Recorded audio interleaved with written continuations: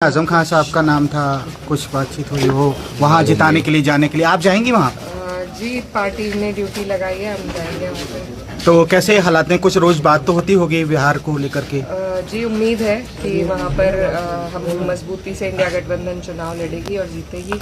तो जिस तरह से वहाँ बड़े बड़े नेता पहुँच रहे हैं, तो समाजवादी पार्टी की तरफ से अभी बड़े लीडर्स वहाँ अब जाएंगे। छठ पूजा की वजह से अभी तक जाना नहीं हुआ था, अब धीरे धीरे सब जाएंगे। अच्छा, उत्तर प्रदेश के अलावा एक बिहार ऐसा राज्य है जहाँ पर वो इसमें सारी छोटी छोटी चीजें नजरअंदाज करिए और एक चीज जहन में रखिए कि भारत के आईन पर खतरा है, भारत की जमहूरियत पर खतरा है। ये फासिस्ट ताकतें इस मुल्क में जमहूरियत को कुचलना चाहती हैं। मैं मध्य प्रदेश में सांप्रदायिक ताकतों को हुकूमत में बैठे हुए, इसलिए बिहार को इन फासिस्ट ताकतों से बचाइए, वरना इनके इरादे बड़े खराब हैं, इनके मंसूबे बड़े खराब हैं। पूरा महागठबंधन एकजुट होकर के बिहार में इनको उखाड़ फेंकने का काम करेगा, ये मुझे पूरा भरोसा है। कोई मौसम हो, सुख दुख में गुजारा कौन करता है, परिंदों की तरह सब कुछ गवारा कौन करता है। घरों की राख फिर देखेंगे, पहले देखना यह है घरों को फूंक देने का इशारा कौन करता है। बिहार वालों तैयार रहो, वहां पर एक स्टार प्रचारक यानी इमरान प्रतापगढ़ी साहब तो हैं ही हैं, उन्होंने तो गदर काट ही रखा है बिहार में। लेकिन अब आप सबके बीच में आ रही हैं आपकी सबसे लोकप्रिय सांसद इकरा चौधरी जी।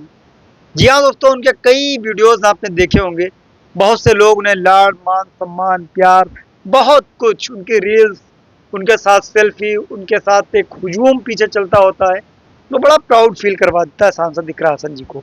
एक वहाँ की जनता की डिमांड और सांसद इकरा हसन जी स्टार प्रचारक के रूप में बिहार की सरजमी पर अब जाएंगी, वो भी इमरान प्रतापगढ़ी की तरह गदर काट देंगी बिहार की सरजमी पर।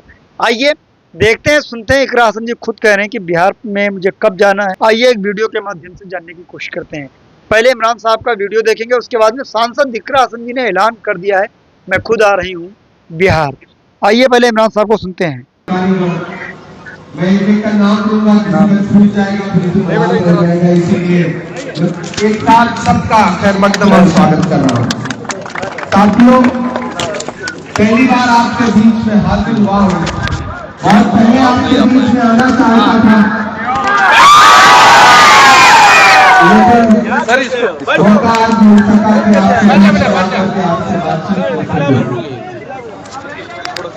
ये इलेक्शन बहुत जरूरी इलेक्शन है। आने वाली 6 तारीख को आपको अपने घरों से बाहर निकलना है और विधायक जी आप भी ऊपर आ जाइए, अब पूरा महागठबंधन इसी तरह ऊपर जाता रहेगा। आने वाली 6 तारीख को आपको अपने घरों से बाहर निकलना है और न सिर्फ बिहार के मुस्तकबिल का फैसला करना है, बल्कि हिंदुस्तान के मुस्तकबिल का फैसला करना है। यह इलेक्शन सिर्फ एक विधायक चुनने का इलेक्शन नहीं है। अगर आप इतना छोटा सोचेंगे तो काम नहीं चलेगा। यह इलेक्शन 2 ताकतों के बीच में है।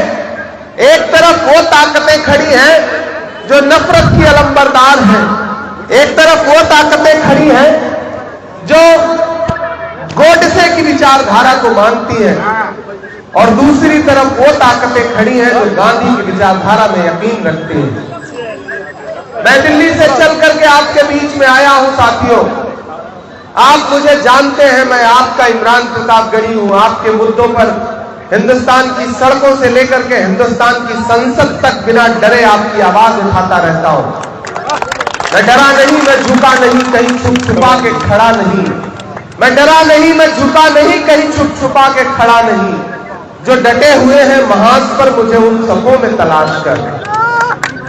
मैं लगातार बोल रहा हूं, मैं लगातार लड़ रहा हूं, और अगर आज खराब मौसम पिछले 3 दिन से था, सर्दी, हल्का बुखार, सब कुछ झेलते हुए अगर आपके बीच में आकर के आपसे अपील कर रहा हूं, तो इसका मकसद बहुत बड़ा है।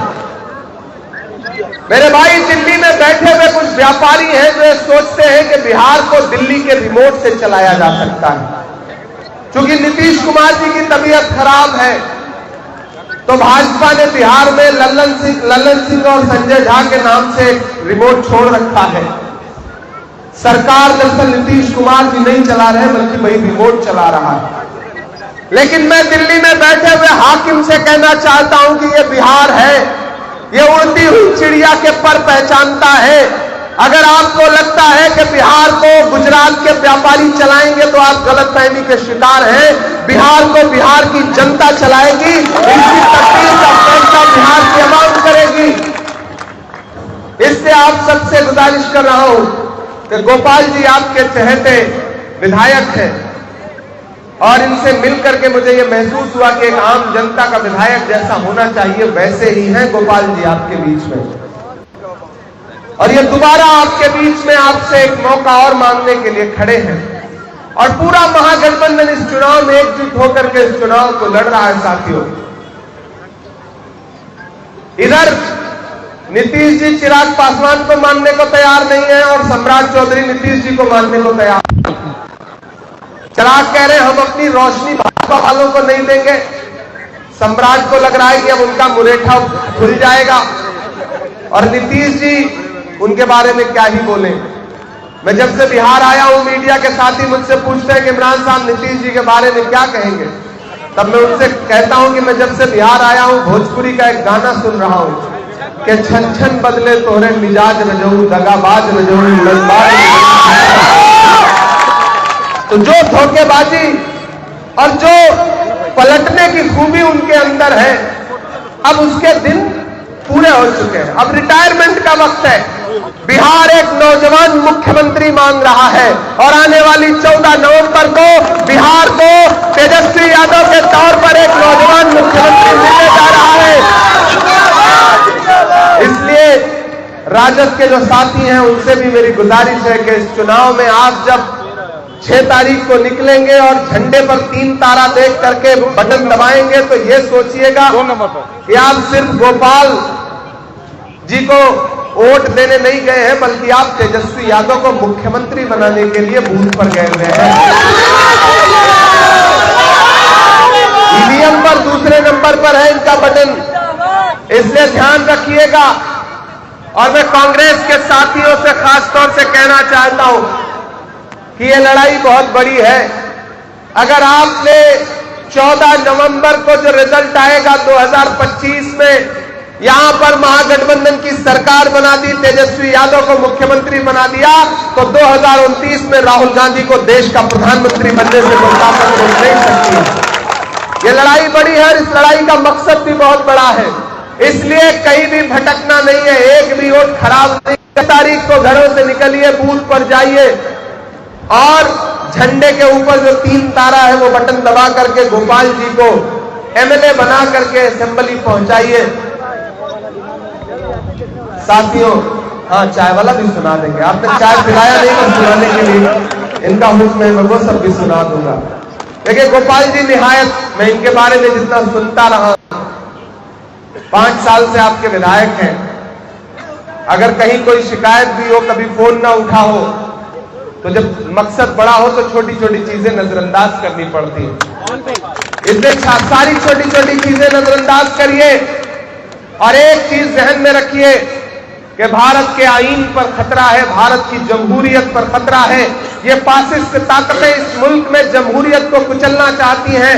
मैं मध्य प्रदेश में सांप्रदायिक ताकतों को हुकूमत में बैठे हुए, इसलिए बिहार को इन फासिस्ट ताकतों से बचाइए, वरना इनके इरादे बड़े खराब हैं, इनके मंसूबे बड़े खराब हैं। पूरा महागठबंधन एकजुट होकर के बिहार में इनको उखाड़ फेंकने का काम करेगा, ये मुझे पूरा भरोसा है।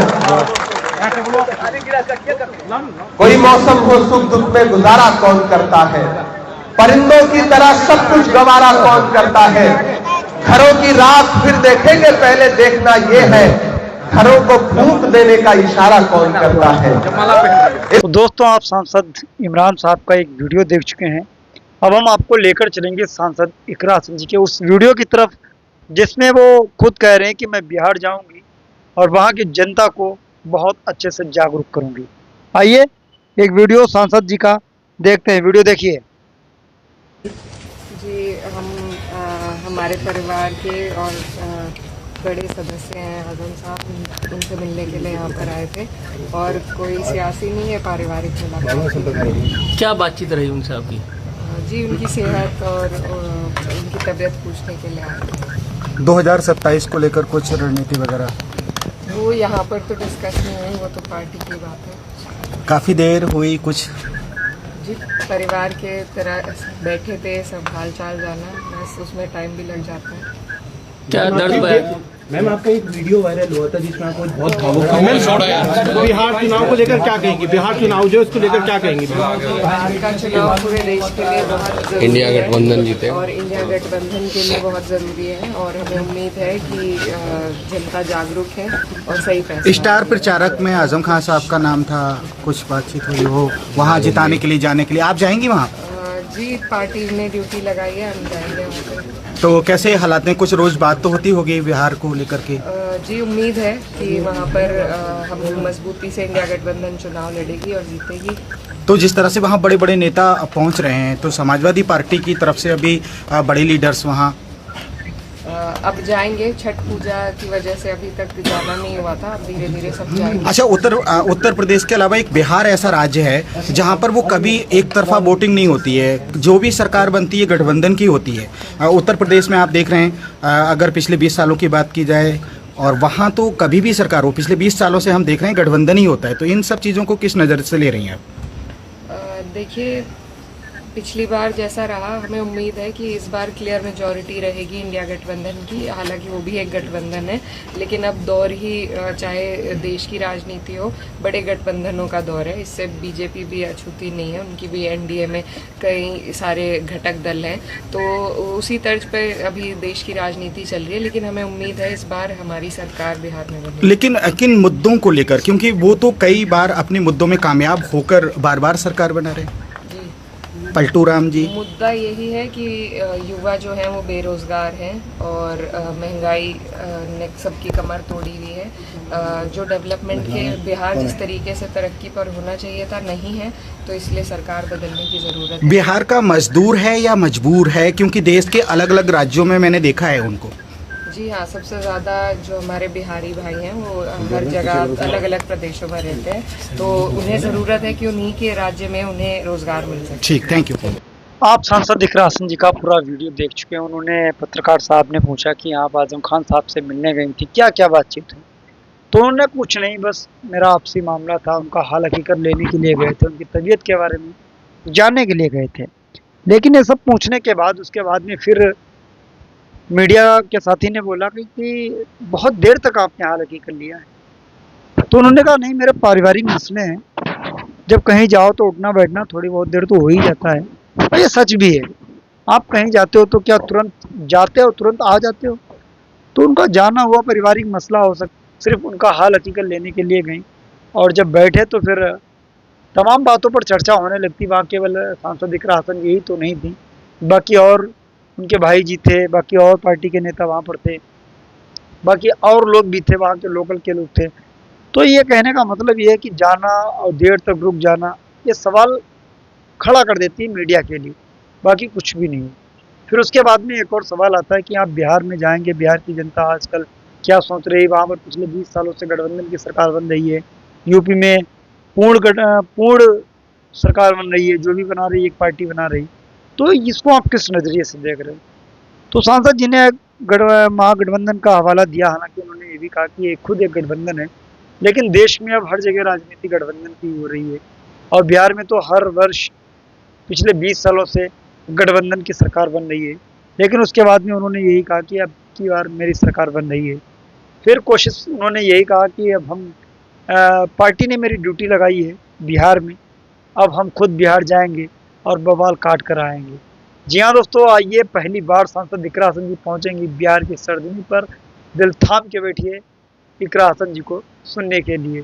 इमरान साहब का वीडियो देखने के बाद, सांसद इकरा हसन जी को सुनने के बाद आपको कितना सुकून मिला, क्या कहना चाहेंगी, कमेंट करके ज़रूर बताएं। हम इसी तरीके के वीडियोस अपने डीएल गोल्डन चैनल पर लेकर हाजिर होते रहते हैं। मिलना किसी और वीडियो के साथ, दुआओं में देखना। जय हिंद।